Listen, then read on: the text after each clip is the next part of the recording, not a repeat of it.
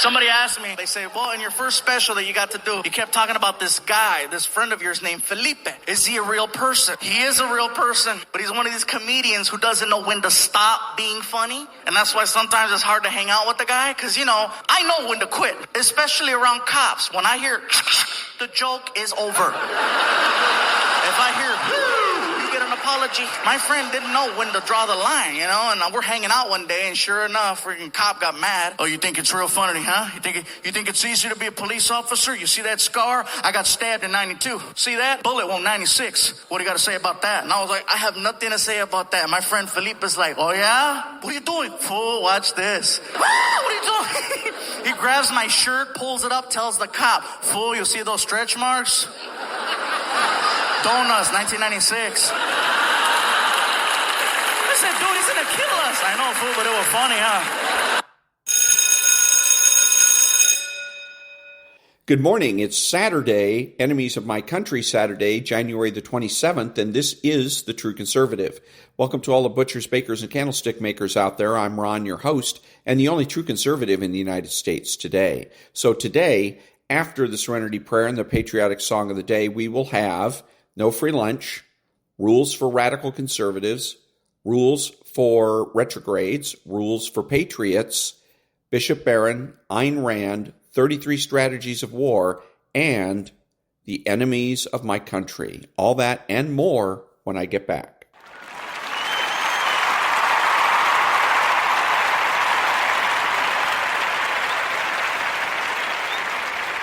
God grant me the serenity to accept the things I should not change, the courage to change the things I should, and the wisdom to know the difference.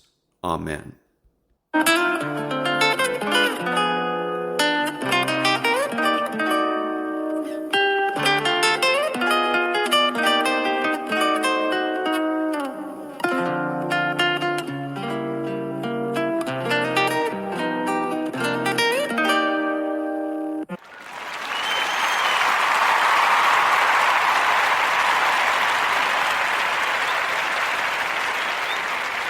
Thank you. Now, there's no free lunch. 250 Economic Truths by David Bahnsen. To understand our civilization, one must appreciate that the extended order resulted not from human design or intention, but spontaneously. It arose from unintentionally conforming to certain traditional and largely moral practices, many of which men tend to dislike, whose significance they usually fail to understand, whose validity they cannot prove, and which have nonetheless fairly rapidly spread by means of an evolutionary selection the comparative increase of population and wealth of those groups that happen to follow them. F.A. Hayek. This is human action at its finest and its fullest, man acting in freedom and individuality, but out of the miracle of God's created order, seeing civilization formed. Understanding but then appreciating the dynamic of human action as both spontaneous in its individual expressions, but the source of order in its collective result is critical in understanding economics. And that was There's No Free Lunch by David Bahnsen. Back in a minute.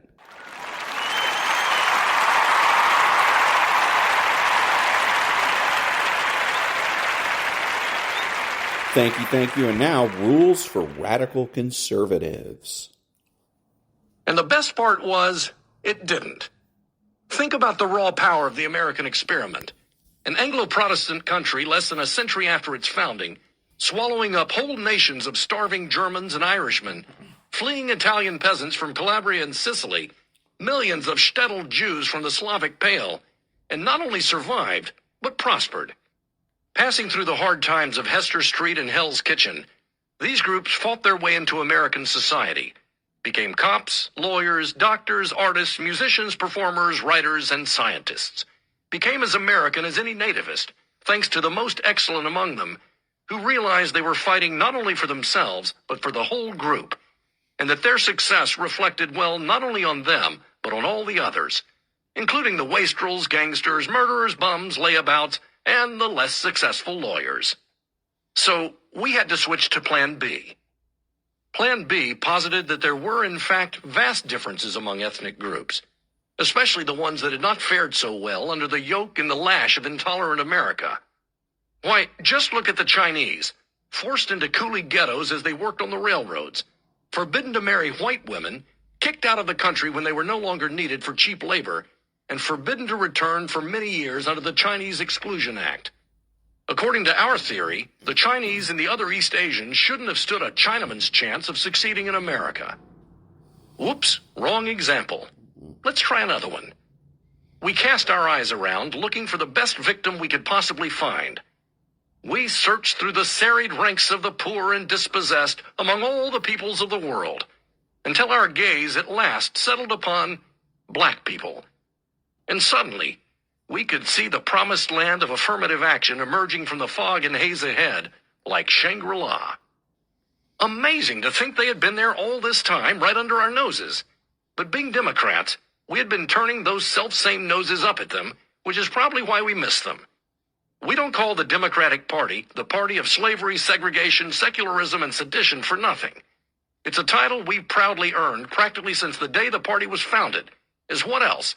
The Anti-Federalist Party, skulking under the name Democratic Republicans, like that was going to fool anybody.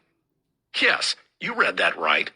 Although the history is a little complicated, we modern Democrats basically are the descendants of the men who opposed the party of George Washington, the Ronald Reagan of his day, and especially John Adams, the George H.W. Bush of his day, not to mention John Quincy Adams, the George W. Bush of his day. Being a party with its strongest roots in the Old South, Democrats back then were fervently in favor of slavery and opposed all efforts to modify or end it.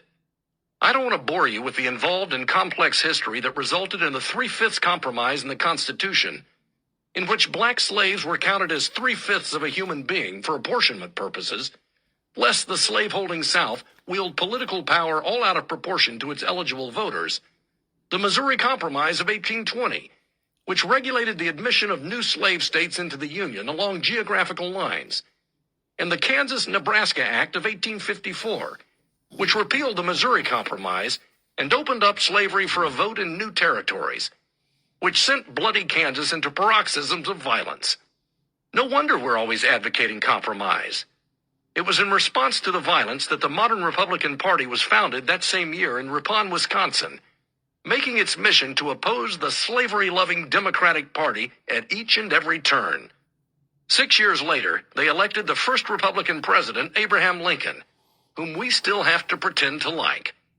So when South Carolina fired upon Fort Sumter to start the Civil War, it was in effect a war declared by Democrats on Republicans.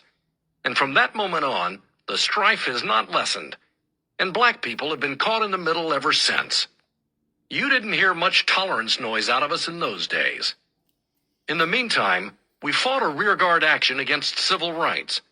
We formed the Ku Klux Klan to suppress Republican voter turnout and fight not only against civil rights for blacks, but later against Jews and Catholics as well. We had cheered the Dred Scott decision in 1857 when Chief Justice Roger Taney, a Democrat appointed by a Democrat, Andrew Jackson, described black people as an inferior order and altogether unfit to associate with the white race, and ruled that, being private property, they had no civil rights. When Plessy versus Ferguson came along in 1896, we cheered again when the Supreme Court upheld the constitutionality of separate but equal, endorsing the Louisiana court's ruling. African Americans found few friends among the Democrats of the Solid South, where Democratic politicians such as George Wallace, the governor of Alabama, Lester Maddox, the governor of Georgia, and Orville Faubus, the governor of Arkansas, led the charge against them. In 1954, in the wake of the historic Brown versus Board of Education Supreme Court decision that overturned Plessy, Governor Faubus deployed the Arkansas National Guard to prevent the integration of Little Rock Central High School, only to be outgunned by his commander-in-chief, the Republican president Dwight D. Eisenhower. As a Democrat, Lyndon Johnson fought for the Civil Rights Act of 1964, but the Republicans supported it in much higher percentages than the Democrats. And who, you ask, led the filibuster against it? Why, none other than Albert Arnold Gore Sr., a close friend and confidant of Armand Hammer, one of the Soviet Union's best and most effective agents against the U.S. during his long lifetime. And Senator Sleepin' Sam Ervin, later elevated to hero status by the left for his pursuit of Richard Nixon during Watergate. And the late exalted cyclops of the Ku Klux Klan himself, the longest-serving senator in American history, the king of West Virginia pork, Robert White Niggers Byrd. What a swell crowd, and really something for all us progressives to be proud of. And then something magical happened. We made all y'all forget our racist past by the simple expedient of not only erasing it, but tossing all previous accomplishments of our newly adopted victim groups down the memory hole, too. Gone was the Democrats' irredeemably racist past. Hey, sorry about that. And in its place came the party of compassion, looking at its colored brothers and all their pathetic inability to do anything at all without a bunch of us guilty white liberals assisting them, and then helpfully improving their lives as we brought the formidable powers of our Ivy League training to bear on the Negro problem. We are nothing, if not all or nothing. Full throttle is how we roll in progressive land, where once we hunted black people down, strung them up on trees, returned them with all the power of the state to their slave masters, and kept them riding in the back of the bus, we now showered them with our tender mercies.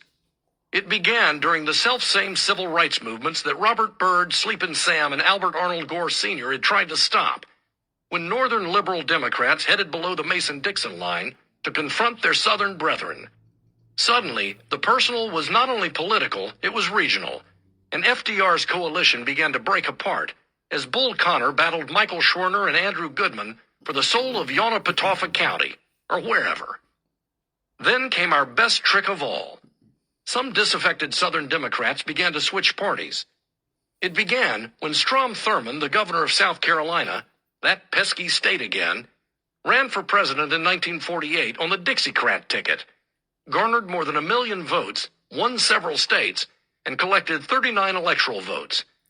Later, elected as a senator on the Democratic ticket, he switched parties and became a lifelong Republican, as did such other stalwarts as Trent Lott and Ben Nighthorse Campbell, and I don't know exactly. There must have been millions of them. But even if it was only a few, not counting Crazy Arlen Specter, it meant that we were now able to write off the whole southern wing of the party. You know, the one that had been in existence since, Thomas Jefferson, and therefore claimed that the Southern Democrats had really been premature Republicans. And that, ladies and gentlemen, is how you jettison your entire racist past in one easy lesson. It's so easy an amoral sociopathic child could do it. The next step was to strip African Americans of all the accomplishments of their storied past. For us, you see, the world begins anew whenever we get involved with it. And it could not be that black Americans had ever achieved anything notable in our racist society. Without our help, impossible. So out the window went black achievement. Sure, we managed to contain some of it in the February ghetto known as Black History Month, where it could be presented through the prism of stolen patrimony. The leftist media always needs a narrative frame in which to present its propaganda. And in this case, by segregating the rich history of African American accomplishment in the New World for the past half millennium, we can pitch it as the stuff white America doesn't want you to know about your own history. And that was the next part of Chapter 16 from The Rules for Radical Conservatives by David Kahane. Back in a minute.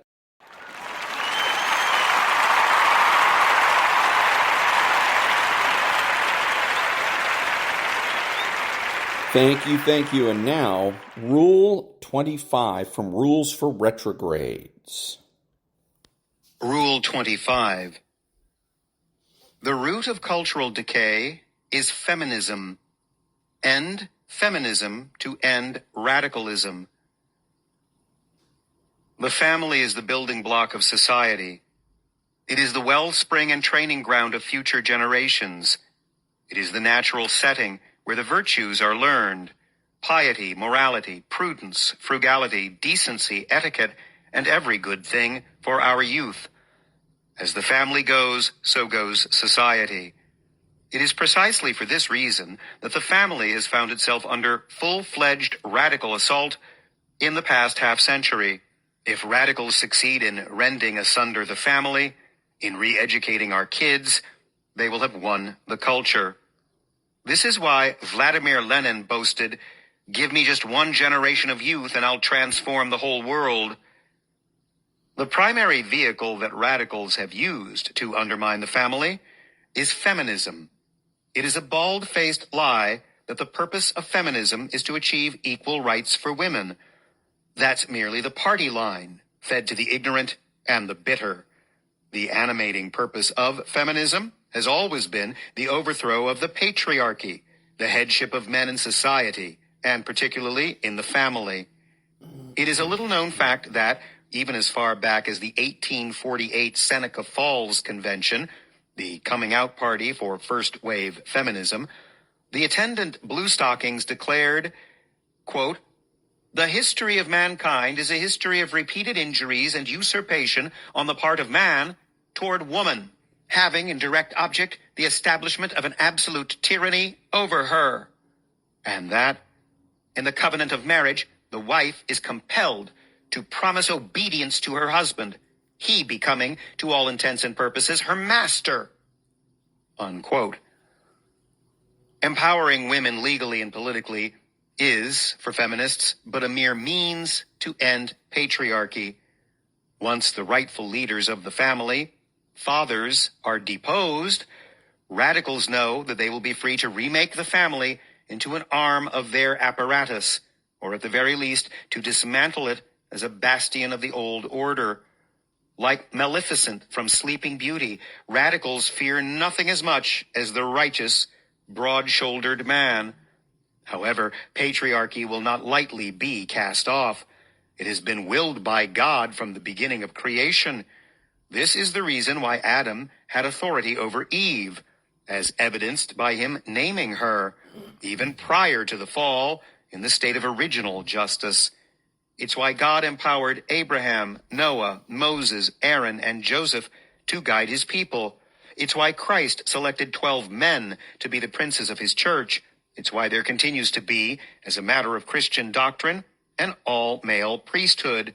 It's the reason why, throughout human history, quote, "There is not, nor has there ever been, any society that even remotely failed to associate authority and leadership in suprafamilial areas with the male," unquote. Footnote. That's by Stephen Goldberg from Why Men Rule, A Theory of Male Dominance. End of footnote. A rebellion against patriarchy is a rebellion against God himself. It's a rebellion against the order and intelligibility of the universe. As with other failed systems like Marxism, when man attempts to set aside human nature, the consequences are dire. For years, feminists have been attempting to subvert marriage and family life in an attempt to disrupt patriarchy. They have tasted a great deal of success in their endeavor. No-fault divorce has become the law of the land, yielding a marital attrition rate of about 50%. Abortion, which, quote, frees women from maternal duties, is legal and rampant, producing 57 million human casualties in the United States alone since 1973. Contraception, another insulator against the chief gift of marriage, children, is virtually ubiquitous, with 98% of sexually active women having used a contraceptive method at some point. Feminists have also taken to attacking motherhood, shaming housewives for being lazy and unambitious, and pressuring them to take up needless glamour careers for the sake of empowerment. Currently, 70% of women have abandoned minor-age children in exchange for careers outside the home, delegating mothering duties to disinterested nannies and sterile daycare centers. As Pope Pius XII once lamented, when the mother is absent from the home, it becomes desolate for lack of care, with members, quote, working separately at different hours in different parts of the city, and hardly ever meeting one another, not even for the principal meal or for the rest at the end of the day's work, much less for family prayers, unquote. Even in many otherwise functional traditional marriages, the wife, contrary to Scripture, e.g. Titus 2:5, 1 Peter 3:1-7, and reason, has usurped her husband's authority and headship over the family, resulting in a de facto leadership vacuum. Hen-pecked, uxorious men are now the rule. The foregoing feminist machinations have produced wages of the most fetid sort. The culture has quickly become crass and despondent. Drug addiction, pornography, violence, and crudity abound. Mass shootings, which are almost always perpetuated by young men from broken homes, are now routine. Of a recent sample of 56 school shooters, a scant 10 were raised in a home with both biological parents. Studies show that a father's absence increases antisocial behavior, such as aggression, rule-breaking, delinquency, and illegal drug use, especially among boys. Since 1999, the general suicide rate has increased by 33% in the United States. However, the female suicide rate has increased by 53% to the male's 26%. For people between the ages of 10 and 24 years old, the suicide rate increased by 56% in the 10-year span between 2007 and 2017. What's more, kids raised in a single-parent home are more than twice as likely to commit suicide as their peers raised in traditional homes. Even without poring over facts and figures, one can palpably sense that we're living in a time of general Western malaise. An unseen specter has long haunted us, sending a frisson down the spine of society. Feminism has failed to deliver even on its empty promises to women. In their paper, The Paradox of Declining Female Happiness, economists Betsy Stevenson and Justin Wolfers analyzed women's happiness trends between 1970 and 2005. To the surprise of many, they discovered that despite women's newfound liberation and progress, female contentment scores decreased every decade from the time the survey was administered. In other words, despite a spate of new legal rights and protections, women are less happy than they were in the dark days of widespread housewifery. In 1960, women's self-reported happiness was greater than that of men. By 2005, men were the happier sex. It's clear that we've been sold a defective product. Central as it is to the health of the culture at large, the family simply cannot be overlooked as the primary locus of the battle for the soul of society. Thus, if the retrograde is to rescue society from the clutches of radicals, he will have to do so by purifying and reinvigorating the family, the most noble and ancient of institutions. This necessitates that we discredit and decisively reject the saccharine hemlock of feminism and its contumacious rebellion against patriarchy. Men, rise up and grasp firmly the mantle of leadership in your homes. Insisting on wielding your God-given scepter of authority isn't bullying, it's your sacred duty. Hold fast to your wedding vows. Love your wives. Teach your kids diligently. But flee from any temptation to cede your rightful authority, giving way to a practical matriarchy. If we diligently attend to our families, providing for them, educating them, loving them, guiding them, and growing them, in one generation we will have taken back control of the culture from the deviants who have long plotted its demise. And that was Chapter 25 from Rules for Retrogrades, 40 Tactics to Defeat the Radical Left by Timothy and David Gordon. Back in a minute.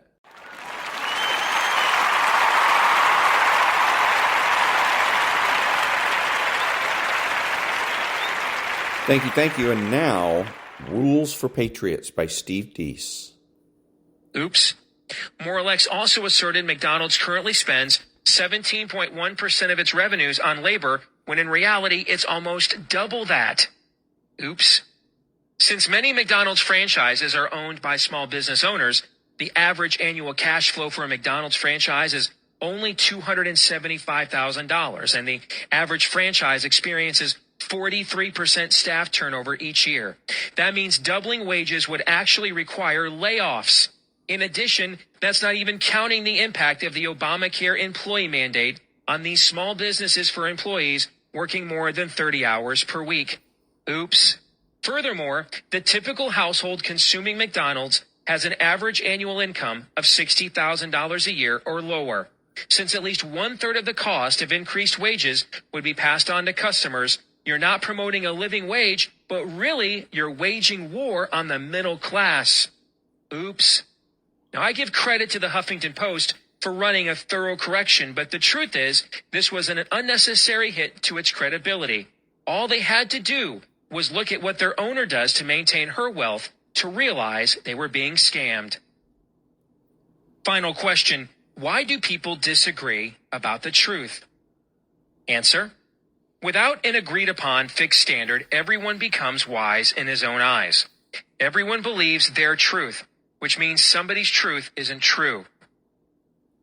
The fixed moral standard that once served this country well and made it the freest and most prosperous nation on the planet was the Judeo-Christian moral tradition. Since we have abandoned it, the culture has become more immoral, government has grown uncontrollably, and many once treasured institutions and associations in this country have become corrupted. That pretty much settles the argument on what truth is actually true as far as I'm concerned. The question is whether or not there is enough humility remaining in this culture to admit we've deviated off the proper path and ask for directions back to the main or narrow road. Now, after listening to my answers to those questions, you get an idea of what I'm talking about. As a conservative, are you more confident arguing the premise I just articulated in my answers to those 8 questions, or the phony fairness premise of the American left? That's what I thought. All too often, we accept the premise of the left's argument on virtually every issue, which allows them to frame the political battlefield. Any good general will attempt to shape the battlefield in a manner that gives his soldiers the best chance at victory. And we should do the same in the culture war as well. Could you imagine the possibilities if we made the left defend the constitutionality, see that as legality, of all their status schemes, and if our Republican politicians asked questions that rejected their premise from the outset? I get asked questions all the time from the left's perspective, and I never accept their premise. For example, in 2011, I did an interview on Dutch national television. One of the questions was whether those who practice homosexuality should be allowed to serve openly in the military. I believe all men and women that are physically qualified and able to conform to the Uniformed Code of Military Justice ought to be able to serve their country, I replied. But what about gays and lesbians, the Dutch host asked. I'm sorry, maybe you didn't hear me, I replied. I believe all men and women that are physically qualified and able to conform to the Uniformed Code of Military Justice ought to be able to serve their country. Now the host looked confused. So is that a yes or a no, he asked me. There are only 2 types of people, I told him, men and women. He had nowhere to go after that because I totally shut his premise down by rejecting it from the outset. From there, I was on offense throughout the rest of the interview.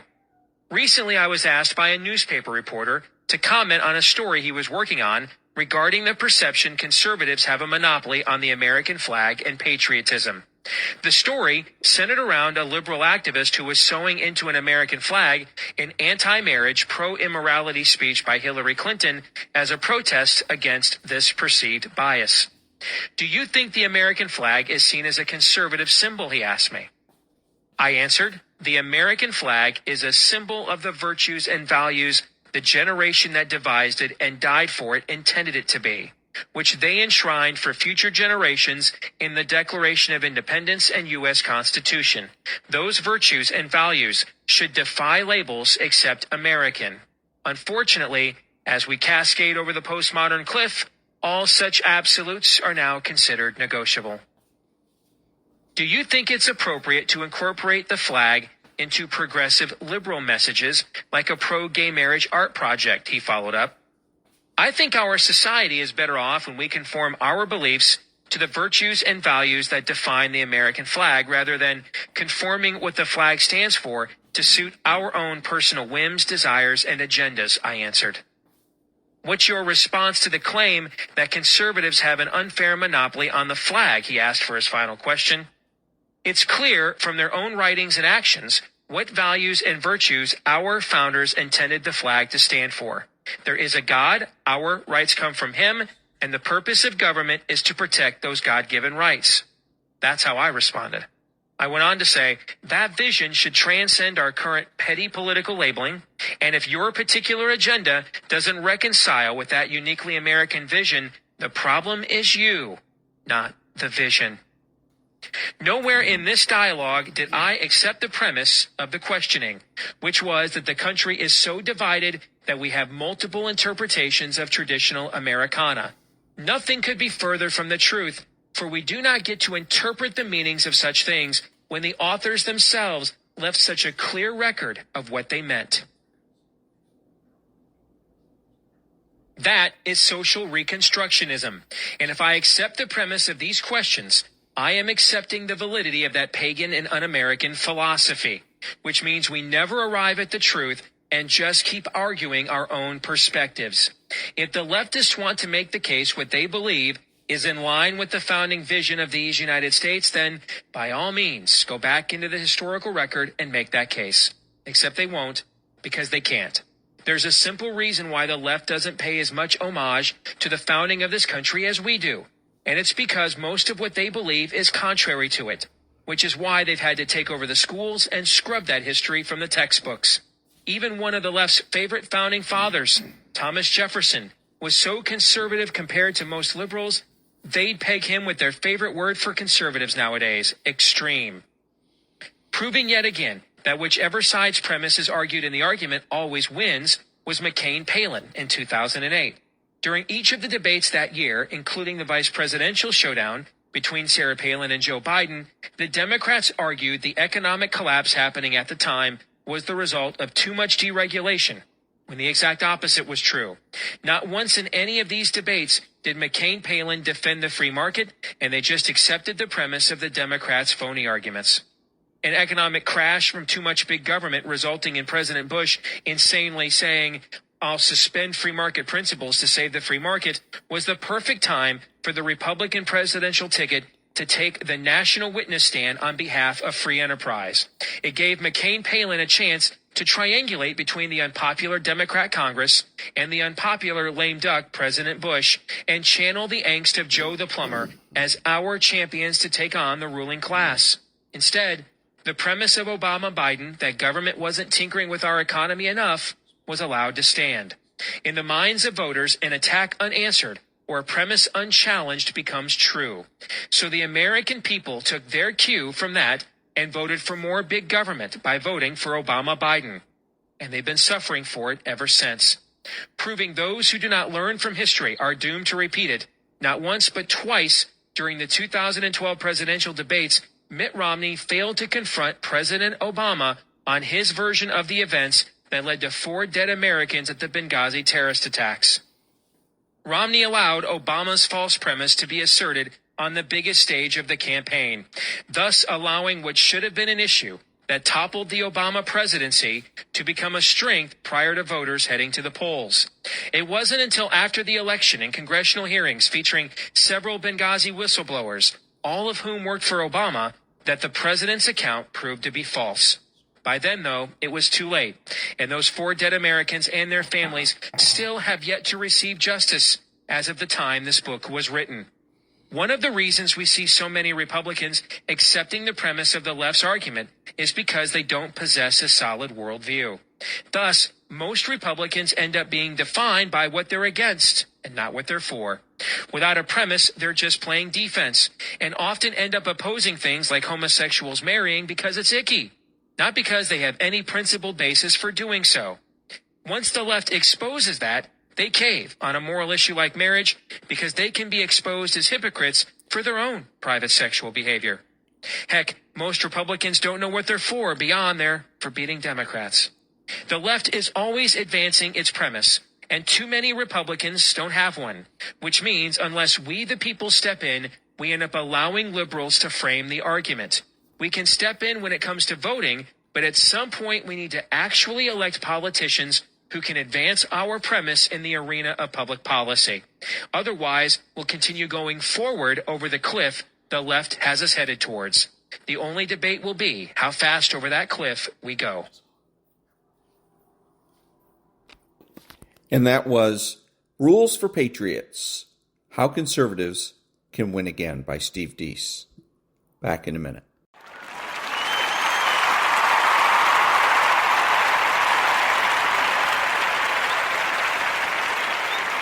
Thank you. Now, the daily laws for January 27th. January 27th. The real secret. The hunger for the magical shortcuts and simple formulas for success has been a constant throughout history. But in the end, all of this searching is centered on something that doesn't exist. And while you lose yourself in these endless fantasies, you ignore the one real power that you actually possess. And unlike magic or simplistic formulas, we can see the material effects of this power in history. The great discoveries and inventions, the magnificent buildings and works of art, the technological prowess we possess, all works of the masterful mind. This power brings to those who possess it the kind of connection to reality and the ability to alter the world that the mystics and magicians of the past could only dream of. Over the centuries, people have placed a wall around mastery. They have called it genius and have thought of it as inaccessible. They have seen it as the product of privilege, inborn talent, or just the right alignment of the stars. They have made it seem as if it were as elusive as magic. But that wall is imaginary. This is the real secret. The brain that we possess is the work of 6 million years of development. And more than anything else, this evolution of the brain was designed to lead us to mastery, the latent power within us all. Daily law. Work to create the kind of mind you desire. Unleashing the masterful mind within, you will be at the vanguard of those who are exploring the extended limits of human willpower. Mastery. Introduction. And that was the Daily Law for January the 27th from the Daily Laws by Robert Greene. Back in a minute.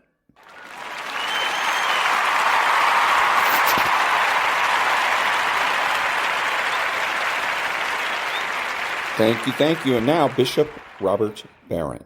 I'm standing before you as a relatively free speaker of English. I can express all my feelings and thoughts with sufficient nuance. How did I get so free with English? Because early on, I was told just talk any way you want. Well, of course not. From the time I was a child, my speech was controlled and it was limited by the laws of English vocabulary and syntax and grammar. Again and again, I was corrected in my speech. The law of English got ever deeper inside of me so that it determined not just the way I think, but even the way I feel and react. I so internalized the laws of English that I became a free speaker of the language. The law is not the enemy of freedom, but the condition for the possibility of freedom. It's the law, in fact, that makes us free. So it goes on a biblical understanding of freedom. In the Bible, freedom means something like this: not self-determination, but rather the disciplining of desire. And that was Bishop Robert Barron. Back in a minute.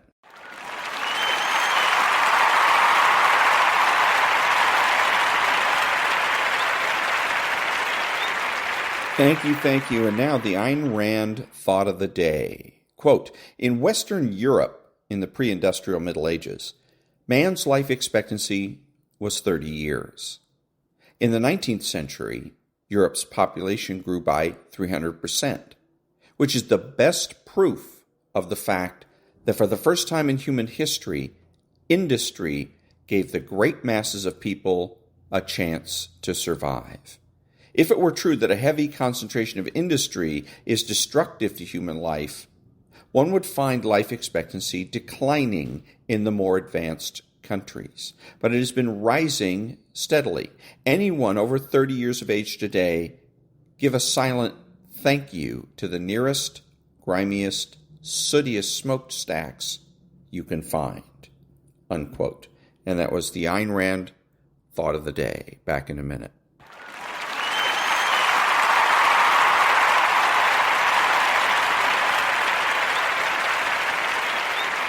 Thank you. And now, Chapter 11 from the 33 Strategies of War. Chapter 11. Trade Space for Time. The Non-Engagement Strategy. Retreat in the face of a strong enemy is a sign not of weakness, but of strength. By resisting the temptation to respond to an aggressor, you buy yourself valuable time. Time to recover, to think, to gain perspective. Let your enemies advance. Time is more important than space. By refusing to fight, you infuriate them and feed their arrogance. They will soon overextend themselves and start making mistakes. Time will reveal them as rash and you as wise. Sometimes you can accomplish most by doing nothing. Retreat to advance. In the early 1930s, Mao Zedong, 1893 to 1976, was a rising star in the Chinese Communist Party. A civil war had broken out between the Communists and the Nationalists. Mao led campaigns against the Nationalists, using guerrilla tactics to beat them time and again, despite being greatly outnumbered. He also served as the chairman of the fledgling Chinese Communist government, and his provocative essays on strategy and philosophy were widely read. Then a power struggle broke out among the Communists. A group of Soviet-educated intellectuals, known as the 28 Bolsheviks, tried to gain control of the party. They despised Mao, seeing his taste for guerrilla warfare as a sign of timidity and weakness, and his advocacy of a peasant revolution backward. Instead, they advocated frontal warfare, fighting the Nationalists directly for control of key cities and regions, as the Communists had done in Russia. Slowly, the 28B isolated Mao and stripped him of both political and military power. In 1934, they put him under virtual house arrest on a farm in Hunan. Mao's friends and comrades felt he had suffered a dizzying fall from grace. But more troubling than the fall itself was his apparent acceptance of it. He did not rally supporters to fight back. He stopped publishing. He effectively disappeared. Perhaps the 28B had been right. Mao was a coward. That same year, the Nationalists, led by General Chiang Kai-shek, launched a new campaign to destroy the Communists. Their plan was to encircle the Red Army in its strongholds and kill every last soldier. And this time they seemed likely to succeed. The 28B fought back bravely, battling to hold on to the few cities and regions under communist control, but the Nationalists outnumbered them, were better equipped, and had German military advisors to help them. The Nationalists took city after city and slowly surrounded the Communists. Thousands deserted the Red Army, but finally its remaining soldiers, around 100,000 of them, managed to break out of the Nationalist encirclement and head northwest. Mao joined them in their flight. Only now did he begin to speak up and question the 28B strategy. They were retreating in a straight line, he complained, making it easier for the Nationalists to chase them, and they were moving too slowly, carrying too many documents, file cabinets, and other trappings from their old offices. They were acting as if the whole army were merely moving camp and planning to keep fighting the Nationalists in the same way, fighting over cities and land.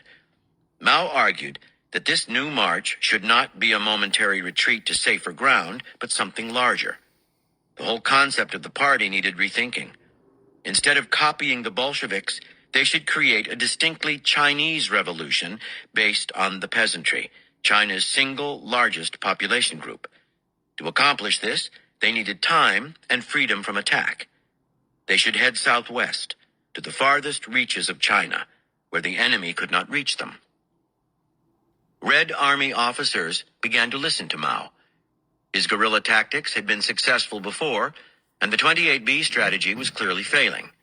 They slowly adopted his ideas. They traveled more lightly. They moved only at night. They feinted this way and that to throw the Nationalists off their scent. Wherever they went, they conducted rallies to recruit peasants to their cause. Somehow, Mao had become the army's de facto leader. Although outnumbered 100 to 1, under his leadership, the Red Army managed to escape the Nationalists, and in October 1935, to arrive at the remote reaches of Shanxi province, where it would finally be safe. After crossing 24 rivers and 18 mountain ranges, and having many near misses with disaster, the army came to the end of its long march. It was radically reduced. It now numbered only 6,000, but a new kind of party had been forged, the kind Mao had wanted all along. A hardcore group of devoted followers who believed in a peasant revolution and embraced guerrilla warfare. Safe from attack in Shanxi, this purified party was slowly able first to recover, then to spread its gospel. In 1949, the communists finally defeated the nationalists for good and exiled them from mainland China. Interpretation. Mao was born and raised on a farm, and Chinese farm life could be harsh. A farmer had to be patient, bending with the seasons and the capricious climate. Thousands of years earlier, the Taoist religion had emerged from this hard life. A key concept in Taoism is that of Wei Wu, the idea of action through inaction, of controlling a situation by not trying to control it, of ruling by abdicating rule. Wei Wu involves the belief that by reacting and fighting against circumstances, by constantly struggling in life, you actually move backward, creating more turbulence in your path and difficulties for yourself. Sometimes it is best to lie low, to do nothing but let the winter pass. In such moments you can collect yourself and strengthen your identity. Growing up on a farm, Mao had internalized these ideas and applied them constantly in politics and war. In moments of danger, when his enemies were stronger, he was not afraid to retreat, although he knew that many would see this as a sign of weakness. Time, he knew, would show up the holes in his enemy's strategy, and he would use that time to reflect on himself and gain perspective on the whole situation. He made his period of retreat in Hunan not a negative humiliation, but a positive strategy. Similarly, he used the long march to forge a new identity for the Communist Party, creating a new kind of believer. Once his winter had passed, he reemerged, his enemies succumbing to their own weaknesses, himself strengthened by a period of retreat. War is deceptive.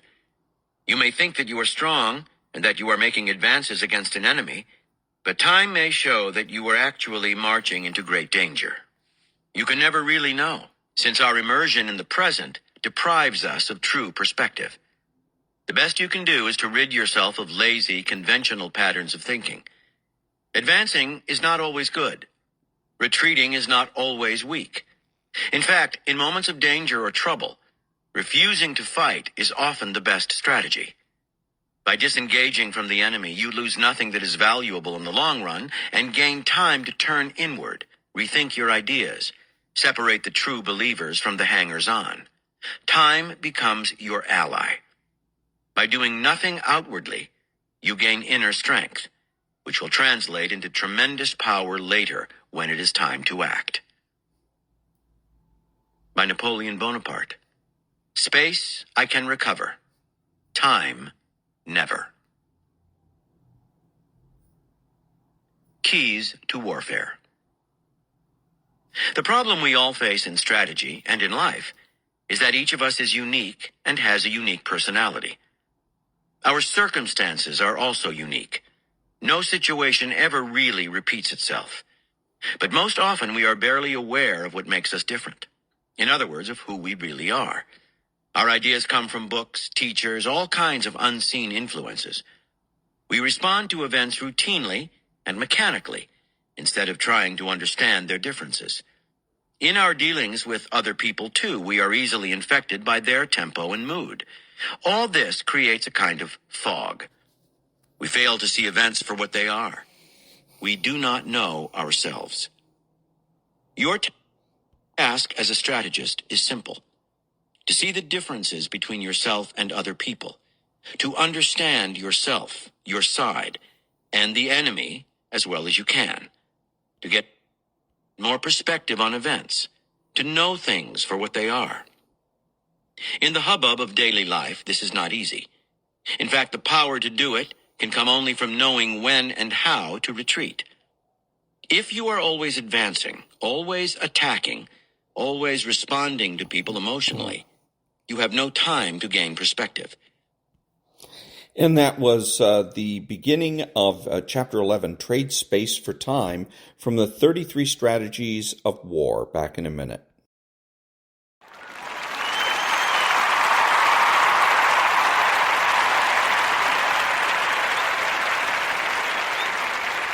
Thank you. And now we're going to pick up where we left off from the Enemies of My Country. It's a story about a group of CIA operatives that are on a mission to assassinate a terrorist, and the terrorist is in Syria. And they are looking for this terrorist who has, as they find out, a whole bunch of missiles or rockets that they're planning to use for some type of a terrorist strike. And they have the team has gathered intelligence that indicates that in strike, maybe in the United States, and more specifically in Virginia. And now, the enemies of my country. 31. Forward Operating Base Presley, Syria.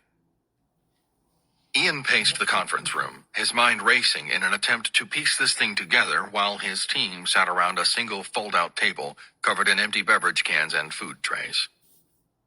Ever since their arrival by helicopter 20 minutes earlier, the Delta Force operators had been about as courteous as possible and provided all the food, protein shakes, and energy drinks the team cared to consume, along with access to their showers and latrine.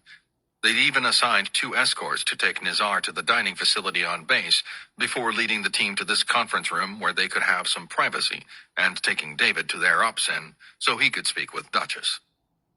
While the team waited for David to return, they'd been debating any possible connection between Bari Khan and their team leader's wife and daughter. But not even Ian could unravel that mystery, and the conversation had since devolved into speculation about the location of the terrorist attack. From his position on a fold-out chair against the far wall, Riley said, "You know what? I forgot about this, but Clancy wrote about a terrorist attack in Charlottesville." Cancer asked, "Who?" "Tom Clancy. Let me think. Must have been..." He snapped his fingers. "The Teeth of the Tiger. That's the book. A group of terrorists guns down a bunch of people at a mall in Charlottesville. Not his finest novel, but when you start your career with The Hunt for Red October, you can pretty much do whatever you want." "Let me guess," Cancer said dryly. "His hero gets to meet the president." "Jack Ryan becomes the president, motherfucker. And his son," Ian said testily. "Can we get back on track? We've discussed the possibilities of an electrical substation, the logistician being misinformed, all the big venues in Charlottesville, and the chance that the town is a decoy for the real attack location." Riley added, "Don't forget the date and location being for cargo transfer, not an attack. Elias's idea, may he rest in peace." "And the cargo transfer," Ian agreed. "But I'm not satisfied that any of those represent what we're after. I believe that someone hand-picked Bari Khan for transport to Syria to take control of the rockets and lead an attack.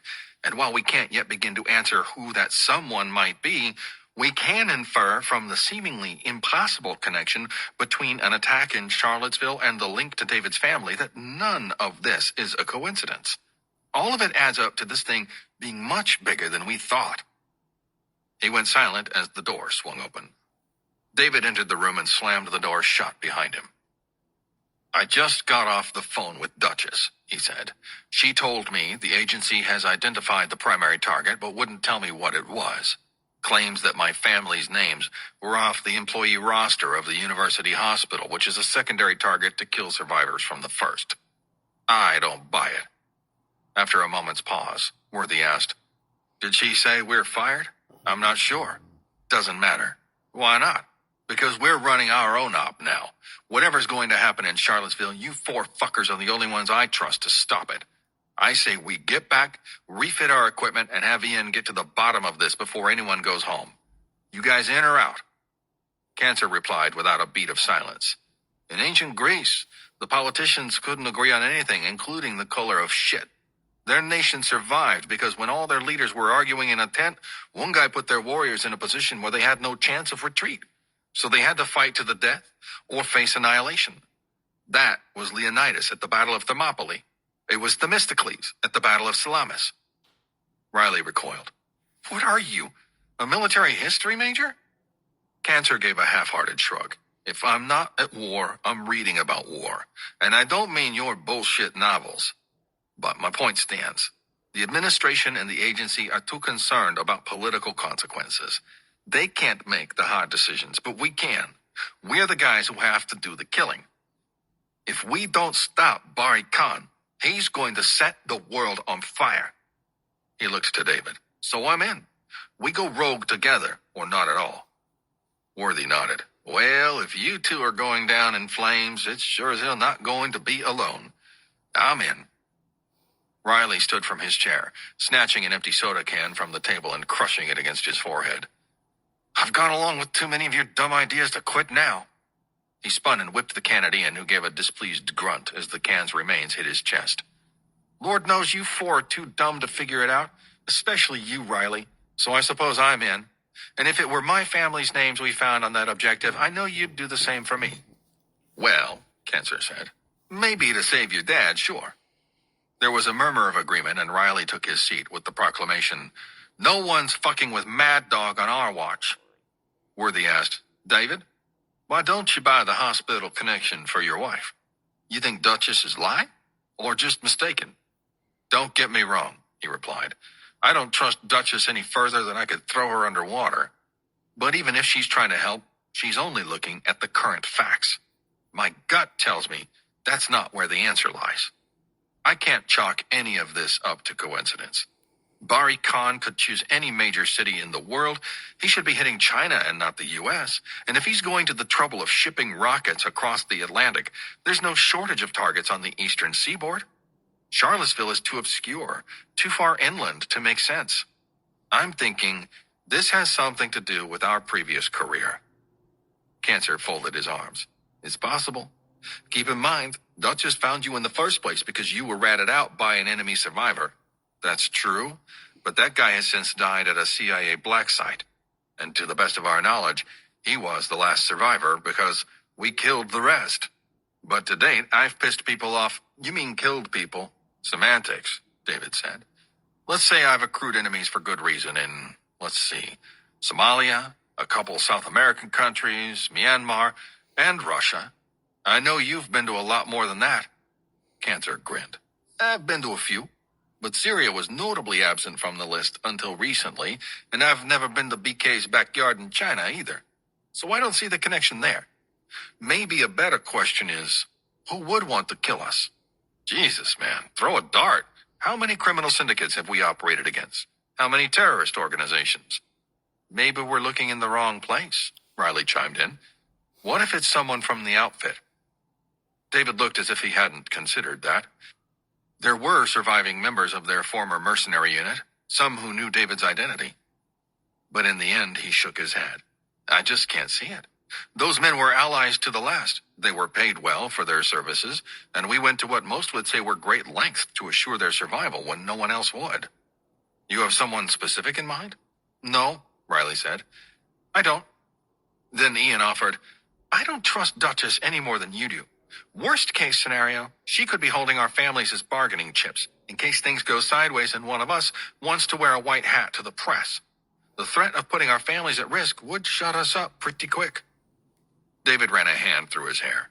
I'm not saying you're wrong, but that doesn't explain how BK could have that info already. None of us have exactly given Duchess any indication of turning informant for the media, have we? Cancer shook his head, then added, no, but I think that theory explains it just fine. China's already hacked the top secret clearance rosters. Maybe Duchess hasn't fucked us down yet, but her information got breached. David nodded. I've been thinking about the same thing. Deliberate or accidental, who knows, but Duchess got pretty upset when I brought up the possibility. It was Riley who asked the next question, one that immediately piqued Ian's interest. David, has Layla ever been to China? He thought for a moment. She did a mission trip when she was 14. I don't think that qualifies as making her a party to a terrorist conspiracy. Or does it? Just playing devil's advocate here, but she could have met Barry Khan then and been a plant this whole time. How else would he know her name? Worthy said, Because Duchess is right about the hospital roster. Maybe it's that simple, boys. There's a target in Charlottesville. The hospital is a secondary, and the agency is going to have it shut down by the time we get back. If that's the case, David replied, we lose nothing by discussing other options. There's another possibility, Ian said quietly, but with such conviction in his voice that everyone else shut up to listen. It's called the lone man theory, which is, we all know Charlottesville is too unimportant for a terrorist organization to care about. But sometimes, all it takes is one person to make a whole lot of people suffer. My dad told me about one of his deployments to the Congo. There was a village that was the site of some of the worst fighting he'd ever seen. They had no idea why. There was no strategic value in it, no high-value targets or key terrain. It wasn't even on his team's radar until the battle broke out. But when it did, there was a bloodbath. 2 previously allied tribal factions converged there and began slaughtering each other and everyone else for 6 straight days. Well, what was the reason? A woman, of course. Some tribal lieutenant defected and took the warlord's wife with him. He made it to the village before someone ratted him out, and both sides turned it into a battleground. The town was only important to one man, but that man wielded enough power to turn it into a firestorm. And when it was all over, 4 dozen people were dead, many of them innocent. David nodded thoughtfully. So you're saying Bari Khan has some personal interest in Charlottesville? Ian shrugged. Maybe it's him. Maybe someone above him is pulling the strings. Possibly the guy who hired him for this job. Then he held up an index finger. But it only takes one man. His words trailed off to the sound of a cargo plane on approach, a rumble that shook the building as the plane touched down on the dirt airstrip outside and began slowing to a halt. There was a double knock on the door before it swung open, revealing a bearded operator in sweat-laced fatigues. Sorry to interrupt, fellas, he said in a Texas drawl, but your bird is here. Time for you boys to go home. And that was Chapter 31 from The Enemies of My Country by Jason Casper. Back in a minute.